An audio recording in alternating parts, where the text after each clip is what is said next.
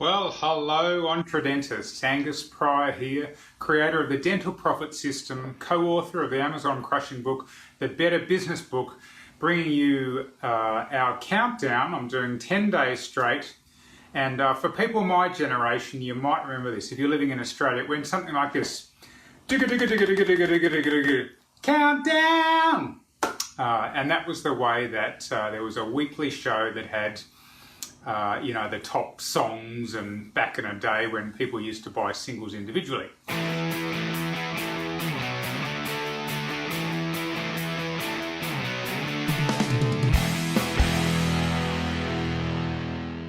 So I thought I'd start by showing you this lovely set of flowers here. We recently sold our house, and totally unexpected, the agent left those flowers on the front porch, which I thought was very nice. Now, I suppose if I'd been a good boy, I'd have bought those flowers for my wife, but the fact is that was a really nice gift. Now, I wanted to talk to you about mistake number 8 that I see dentists making. And I've just returned from seeing a client where we've been doing some Facebook marketing for them, which has been very good at generating leads. In fact, for this particular client, he's interested in implants. By the way, thank you for the thumbs up, guys. I really appreciate it. And what we found is that the process was generating leads quite effectively. If you can imagine kind of a funnel, with the leads coming into the top, and then the practice picking up the phone, and in this particular instance they had a free 15-minute appointment. But that process for converting the leads into the actual appointments was the part that was breaking down.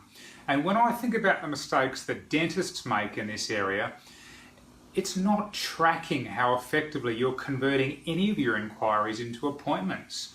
I mean, do you have a system? Do you know that for every phone call you get a week from a new client, what percentage of those actually gets turned into an appointment? And I can tell you from the data that we've captured with clients all around Australia that, like, the worst I've ever seen is 50%. Now let's think about the shoe on the other foot. Let's imagine you're spending $1,000 a month on marketing, which I'd say is kind of average from the clients that we deal with. If you could get that 50% up to, you're never going to get 100%, but let's go for 80 or 90. I tell you what, we'll do 50% up to 75%. That's like spending an extra $500 a month on your marketing. Similarly, I suppose if you were spending, see if I can get the maths right, if you were spending $2,000 a month with a 40% conversion, if you could get that conversion from 40% to 80%, you could go from, theoretically, from $2,000 a month to $1,000 a month. So tracking that conversion of your inquiries into appointments is absolutely critical. All right, well, these are going to be pretty short and sweet. So that's mistake number 8 that I see dentists making. Track your conversions. How are you doing? Interesting thing, what's measured is done. I used to be a manager. In fact, I worked briefly in a bank. And once something was being measured and was put up on the board or whatever, it was amazing how just that alone was enough to change that stuff. Now, obviously, work with your team, train them, etc., but tracking those call conversions is critical, and you literally could be saving yourself thousands of dollars, or indeed boosting the return from your efforts.